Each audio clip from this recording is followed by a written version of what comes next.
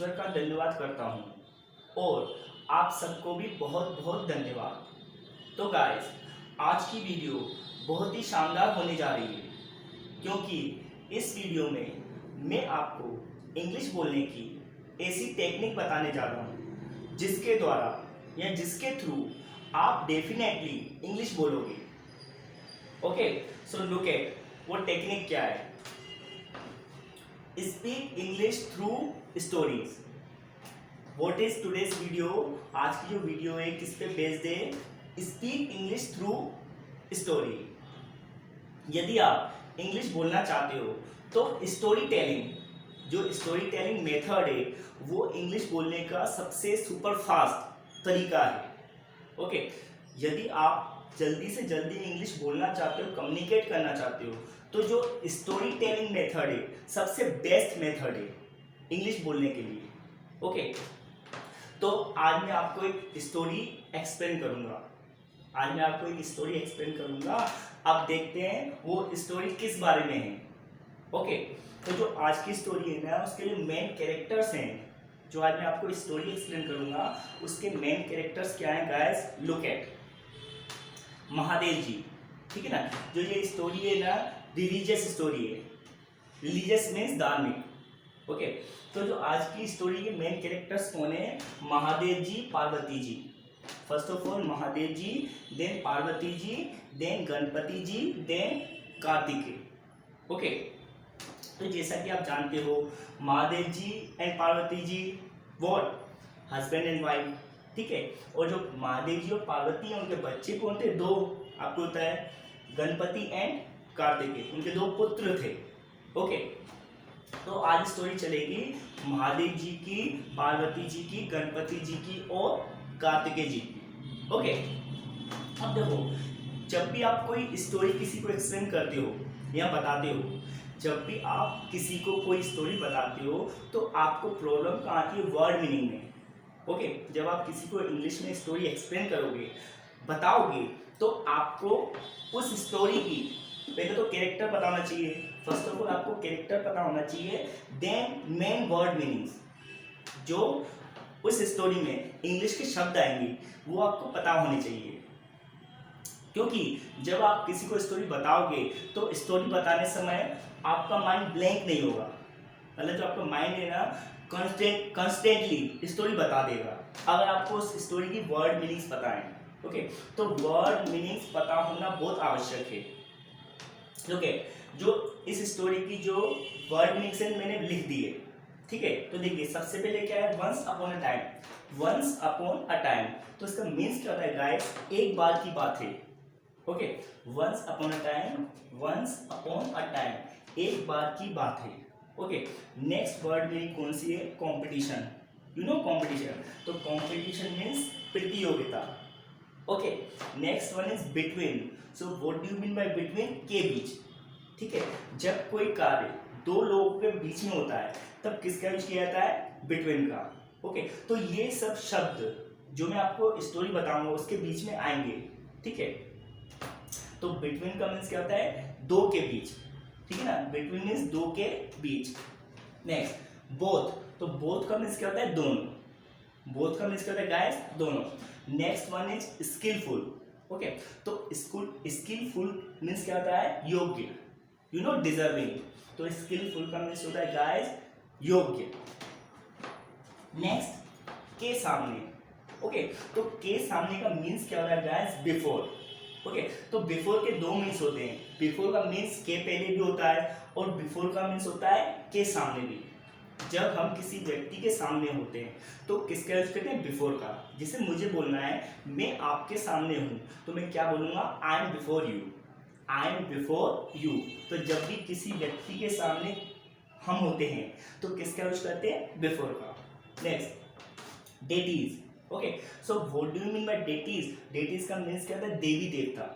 ठीक है, जो गॉड और गॉडेस होते हैं ना, उनको एक शब्द में बोलते हैं, एक शब्द में क्या बोलते हैं? डेटीज।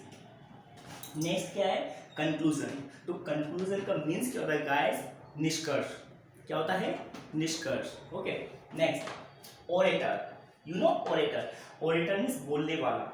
ओके, जैसे स्पीकर्स होते हैं ना, जो वक्ता होते हैं, उनको क्या बोलते हैं? ओरेटर, ठीक है ना। ओरल, जो ओरल आपने सुना है, तो ओरल से क्या बना अपना? ओरेटर। Next, take around. तो टेक अराउंड का मीन्स क्या होता है गाइस? चक्कर लगाना, ठीक है ना। टेक अराउंड मीन्स चक्कर लगाना। Okay, next is universe. तो यूनिवर्स का मीन्स क्या है गाइस? ब्रह्मांड। यू नो यूनिवर्स मीन्स ब्रह्मांड। Next ride. राइड मीन्स सवारी। राइड का मीन्स क्या है गाइस? सवारी। Next one is peacock. So you know peacock, peacock means मोर। Okay, next one is rat. Rat means चूहा। Okay, as you know. Next one is thrice. You know thrice, like once, twice and thrice. यहाँ पे तो once लिखा था, once मैंने starting में once, तो वंस का मीन्स होता है एक, ट्वाइस का मीन्स होता है दो, और थ्राइस का मीन्स होता है तीन, ठीक है ना। थ्राइस मीन्स तीन बार। And the last one is defeat. So what do you mean by defeat? Defeat means हराना। तो आज जो मैं आपको स्टोरी बताऊंगा इंग्लिश में, तो ये सभी वर्ड मीनिंग्स का यूज करूंगा मैं। इन्हीं सब वर्ड मीनिंग्स के थ्रू आपको स्टोरी बोल के दिखाऊंगा, वो भी इंग्लिश में। तो आपको करना क्या है, जैसे मैं इंग्लिश बोलूंगा इन वर्ड मीनिंग्स के थ्रू, तो आपको भी ट्राई करना है, ठीक है ना। सबसे पहले आपको इसका फोटो कैप्चर कर लेना, ठीक है ना। आपको ये फोटो ले लेना, इसका कैप्चर कर लेना। फिर कैप्चर करने के बाद जैसे मैं अभी आपको स्टोरी एक्सप्लेन करूंगा इंग्लिश में, आपको भी ट्राई करना है। ओके, तो बेसिकली मैं आपको कुछ हिंदी बता देता हूँ इसकी स्टोरी की। ये हिंदी किसके बारे में शायद आपने सुनी हो। एक दिन क्या होता है, एक दिन, ठीक है ना, मतलब एक बार की बात होती है। एक बार की बात होती है, मतलब एक बार की बात होती है गणपति और कार्तिकेय के बीच में। गणपति जी और कार्तिकेय जी के बीच में क्या होती है? एक प्रतियोगिता, ठीक है। गणपति जी और कार्तिकेय जी के बीच में एक प्रतियोगिता होती है। अब वो प्रतियोगिता कंपटीशन क्यों करते हैं? क्योंकि वह जानना चाहते थे, वे दोनों जानना चाहते थे, मतलब उनके बीच में वे दोनों जानना चाहते थे कि उनके बीच में बेस्ट कौन है, सबसे अच्छा कौन है। तो उन्होंने कंपटीशन की, ठीक है ना। दोनों में बोथ। अब क्या होता है, दोनों ही स्किलफुल थे। मतलब पहले मैं आपको हिंदी में बताऊंगा, फिर इंग्लिश में बताऊंगा। गणपति जी और कार्तिकेय जी दोनों ही स्किलफुल थे, मतलब दोनों योग्य थे, ठीक है ना। आगे देखना, अब वो जो कंपटीशन थी ना, वो किसके सामने हो रही थी? बिफोर मीन्स के सामने, डेटीज मतलब देवी देवताओं के सामने। कार्तिकेय जी और गणपति जी देवी देवताओं के सामने कंपटीशन में उपस्थित थे। अब देखो दोनों ही स्किलफुल थे। अब देखो जो कंपटीशन थी ना, उसका कोई कंक्लूजन नहीं निकलता। जो गणपति जी और कार्तिकेय जी के बीच में कंपटीशन हुई थी, उसका कुछ कंक्लूजन नहीं निकल रहा था। तो एट द एंड जो देवी देवता थे, वो गणपति जी और कार्तिकेय जी से क्या बोलते हैं कि आपको महादेव जी और पार्वती जी के पास जाना चाहिए। मतलब जो आखिरी में जो देवी देवता थे ना, उन्होंने देखा कि भाई कार्तिकेय जी और गणपति जी दोनों ही टैलेंटेड हैं, दोनों ही क्या है? स्किलफुल है, डिजर्विंग है। तो लास्ट में देवी देवता बोलते हैं कि भाई गणपति जी और कार्तिकेय जी आप किसके पास जाओ? महादेव जी और पार्वती जी के पास। वही आपको बता सकते हैं कि भैया आप दोनों में से बेस्ट कौन है। ओके, तो इस तरीके से वो जाते हैं। तो जो अपने महादेव जी थे और जो पार्वती जी थी, वो क्या बोलती हैं कि आपको पूरी ब्रह्मांड के, मतलब पूरे ब्रह्मांड के 3 चक्कर लगा के आने, ठीक है ना।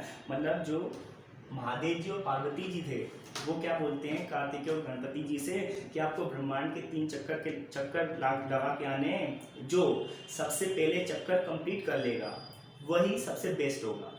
ओके, तो आपको पता है जैसे जो अपने कार्तिकेय जी थे, ठीक है ना, उनकी सवारी क्या थी? जो उनकी राइडिंग क्या थी? पिकॉक। तो जो कार्तिकेय जी थे वो तो इजीली चले गए और उन्हें 3 राउंड लगा लिए। बट अपने गणपति जी हैं, उनकी सवारी क्या है? रेट, चूहा। तो ये पॉसिबल नहीं था, गणपति जी के लिए ये पॉसिबल नहीं था कि वो जल्दी से 3 राउंड कंप्लीट कर पाए।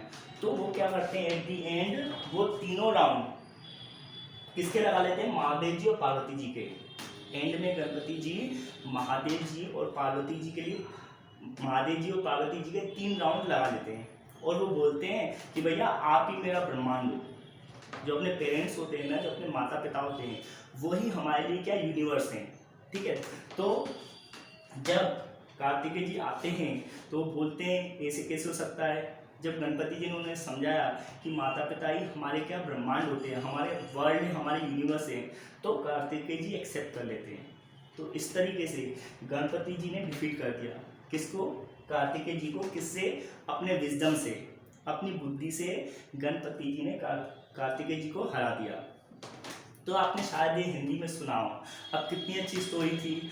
अब इसी स्टोरी को आप इंग्लिश में बोलोगे तो कितना अच्छा लगेगा, ठीक है ना। जैसे मैंने पहले आपको हिंदी में बताई, तो इसी वर्ड्स के थ्रू अब ये पूरी स्टोरी जो मैंने आपको हिंदी में बताई है, अब मैं आपको इंग्लिश में एक्सप्लेन करूँगा, ओके। और आपको भी मिमिक करना है, मतलब मेरे समझाने के बाद आपको ट्राई करना है कि आपको भी इंग्लिश में इस स्टोरी को बोलने की कोशिश करना है।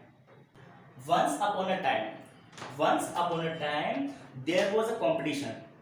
Once upon a time, there was a competition between Ganpati ji and Kartikeya ji, and they both were skillful. It means they both were very talented, and they wanted to know who is the best. They both, Ganpati ji and Kartikeya ji, wanted to know who is best between them. Then they had a competition. They both came before deities. And they started taking part in competition. But deities were also confused. Who is the best, because Ganpati ji and Kartikeya ji both were talented, okay. So there was no any conclusion. So deities thought what to do. At the end, deities thought what to do. So deities knew one thing. There is a solution which is known by Mahadev ji and Parvati ji. At the end, deities understood that the solution is having only Mahadev ji and Parvati ji. So deities decided to go to Mahadev ji and Parvati ji. So deities told Ganpati ji and Kartikeya ji, you should go to your parents. It means you should go to your father and mother. They only they can tell you solution, who is the best between both of you. So as per the knowledge, okay, as deities told, so Kartikeya and Ganpati went to Mahadev ji and Parvati ji, and both asked a question. Kartikeya ji and Ganpati ji both asked a question, who is the best between I and he, okay. It means they both asked same question. To their parents. Now look at, then they both were, as we know, they both were, Ganpati ji and Kartikeya ji, the best orator. They both were very good orator, okay.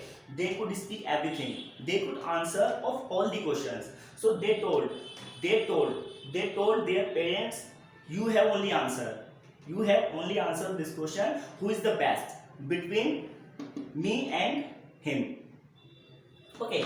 So what Mahadev ji and Parvati ji decided.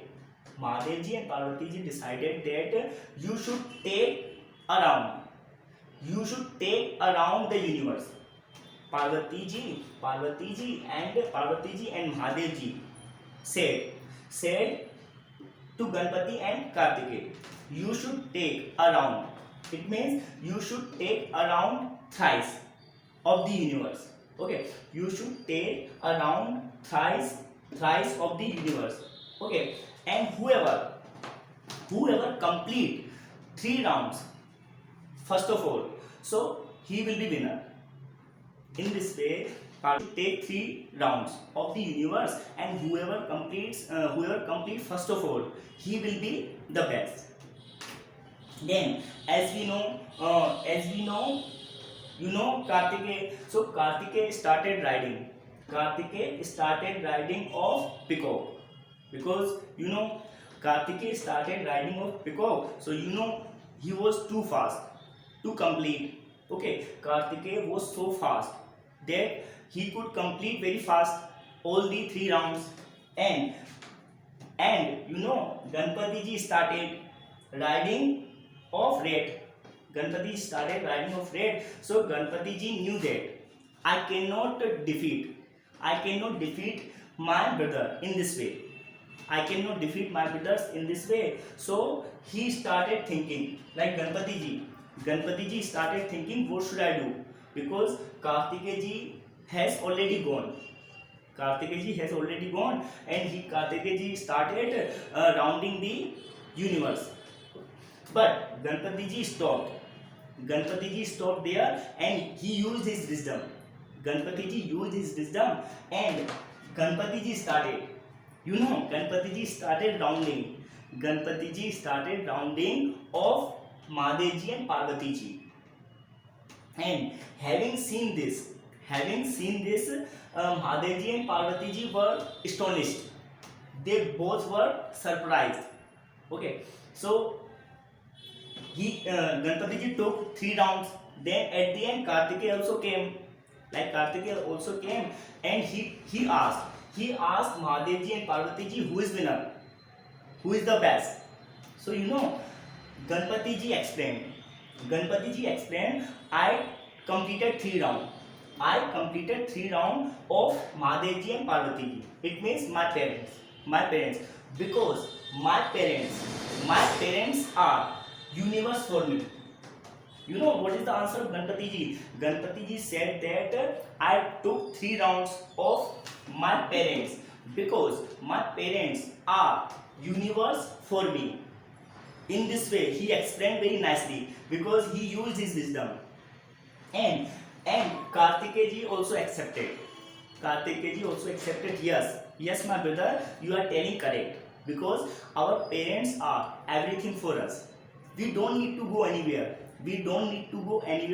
If we give service to our parents in a proper way. So they are God for us. Our parents are deities for us. Okay. So at the end, Ganpati ji defeated to whom? Kartikeya ji, by his wisdom. That's why Ganpati ji is called the most talented God, the most intelligent God.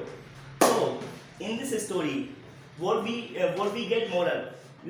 Moral is that our parents are God and Goddess for us. It means our parents are deities for us. So we should always respect to our parents. We should always obey to our parents. So guys, I hope you must have understood this story. And now I am speaking something in Hindi. अब मैं आपको हिंदी में बता रहा हूँ कि जो कुछ भी मैंने अभी इंग्लिश में बोला, आपको भी ट्राई करना है. पहले आपको इसका फोटो कैप्चर कर लेना, ठीक है, और मुझे आप मुझे कमेंट में बताना लिख के, ठीक है ना. मतलब आपको अपनी स्टाइल में लिखना है, इन योर ओन स्टाइल. अपनी स्टाइल में आप स्टोरी लिख के बताना इन शॉर्ट कमेंट बॉक्स में, ठीक है, कि आपने कैसे स्टोरी को पुट किया है, कैसे इन सब वर्ड मिक्स का यूज किया अपनी ओन लैंग्वेज में. ओके, कमेंट में जरूर लिखना कि भैया सर हमने ऐसे स्टोरी लिखी है. कुछ नहीं करना, आपको इन वर्ड मीनिंग्स का यूज करना है, इस वोकेबलरी का यूज करना है, और कैरेक्टर मैंने आपको बता ही दिया है. तो इस तरीके से आप अपनी इंग्लिश की फ्लुएंसी, ठीक है ना, इम्प्रूव कर सकते हो. जो आपको इंग्लिश कम्युनिकेशन करनी है, अगर आपको इंग्लिश स्पीकिंग करनी है, तो ये बेस्ट मेथड है इंग्लिश बोलने का. ओके, तो गाइस मैं क्लास को अब यहीं पे समाप्त करता हूँ, ठीक है. तो take care of your health, ठीक है ना. अपने आप का और अपनी सेहत का ख्याल रखिए, और अपने पेरेंट्स का भी. Okay, so that's it for today. जय हिंद.